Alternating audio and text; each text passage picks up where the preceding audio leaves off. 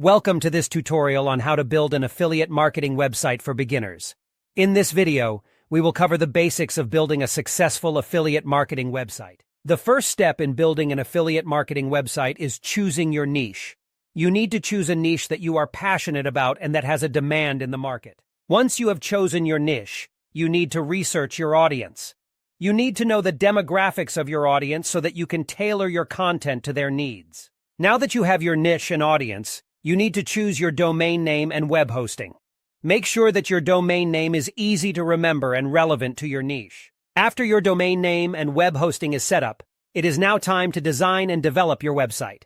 You can either use a free website builder or hire a web developer to help you with this process. One of the most important aspects of your website is the content that you create. You need to create quality content that is relevant to your niche and audience. Once you have quality content on your website, it is now time to start thinking about how to monetize your website.